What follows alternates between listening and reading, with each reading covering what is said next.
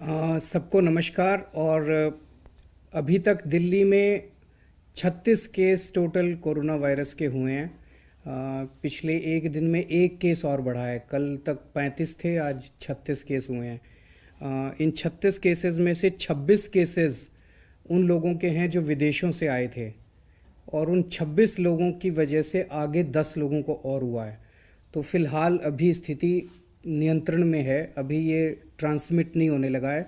अभी तक ये लोगों में बीमारी फैलने नहीं लगी है। तो मैं आप सब लोगों ने, हम सब लोगों ने मिलके, सरकार ने, केंद्र सरकार ने, दिल्ली सरकार ने, पुलिस ने, जनता ने मिलके जो ये कंट्रोल किया है, इसके ये बहुत अच्छा है। लेकिन अभी जैसा मैं हमेशा कहता हूँ, अपनी पीठ थपथपाने का समय नहीं है। अभी आने वाले समय के अंदर इसे और कंट्रोल करने का समय है, क्योंकि दूसरे देशों का एक्सपीरियंस ये दिखाता है कि जब ये फैलने लगता है तो बहुत तेज़ी से फैलता है। इस वक्त मोटे मोटे तौर पे बहुत सारे लोग अब अपने घरों में रह रहे हैं। कुछ लोग अपने घरों में नहीं रह रहे। उनसे मैं फिर से हाथ जोड़ के विनती करना चाहूँगा कि कहीं ऐसा ना हो कि कुछ लोगों की गलती की वजह से ये ज़्यादा फैल जाए। तो सब लोग अपने अपने घरों में ही रहें जब तक कि बहुत ज़्यादा ज़रूरी ना हो। जब तक कि आपको घर से बाहर दूध, सब्जी, फल लेने के लिए ना निकलना पड़े, अपने घरों में ही रहें। कल से हम लोगों ने पूरी कोशिश जारी की है कि जो लोग एसेंशियल सर्विसेज प्रोवाइड कर रहे हैं, वो लोग आप तक दूध पहुंच सके, आप तक सब्जियां पहुंच सके, आप तक फ्रूट्स पहुंच सके, किराने का, राशन का सामान पहुंच सके, दवाइयां पहुंच सके। इसका हम पूरा प्रयास कर रहे हैं।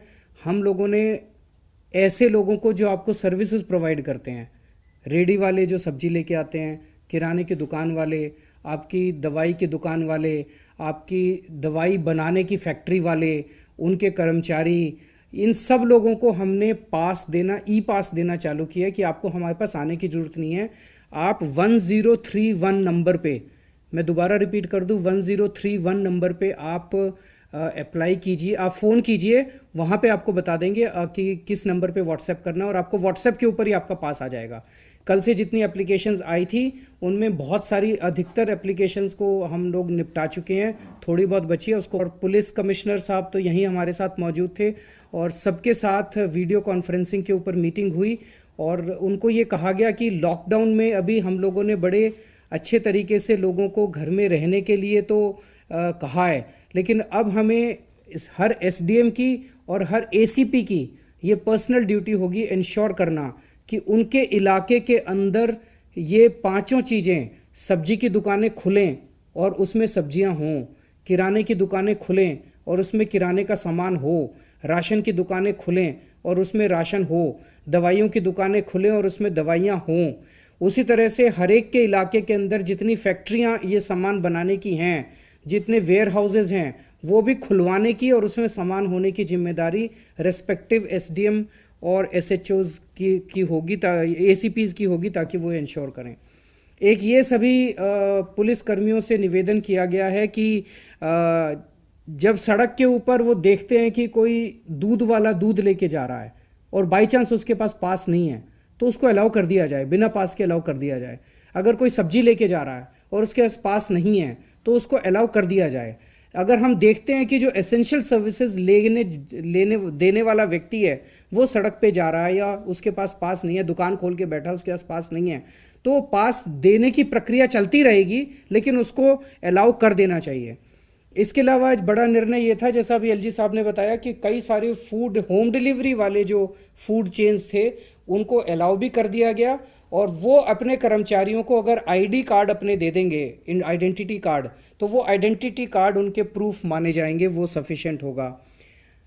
दोपहर के अंदर भीड़ ना लगे दुकानों पे, इसके लिए ये आज निर्णय लिया गया है कि 24 घंटे जो जो दुकानें और जो जो फैक्ट्रियां एसेंशियल सर्विसेज वाली हैं वो 24 घंटे काम करना चाहती हैं तो उन्हें 24 घंटे काम करने दिया जाएगा। एक हमारे मोहल्ला क्लिनिक के डॉक्टर हैं जिनको कोरोना पाया गया है, और उन्हीं के परिवार में उनकी धर्मपत्नी और उनकी बेटी को भी पाया गया है। ये हमारे लिए दुख की बात है, लेकिन एक गलत फहमी ये फैल रही है कि मोहल्ला क्लिनिक सारे बंद किए जा रहे हैं। मोहल्ला क्लिनिक बंद नहीं कर रहे, क्योंकि अगर मोहल्ला क्लिनिक बंद कर दिए तो लोगों को दूर दूर फिर बड़े बड़े अस्पतालों में जाना पड़ेगा। तो मोहल्ला क्लिनिक जारी रहेंगे, पर वहाँ पे हम पूरी एहतियात बरतेंगे, हमारे डॉक्टर्स भी पूरी एहतियात बरतेंगे, पेशेंट्स के साथ भी पूरी एहतियात बरतेंगे, ताकि सभी लोग, डॉक्टर्स भी सुरक्षित रहें और पेशेंट्स को भी कोरोना ना हो।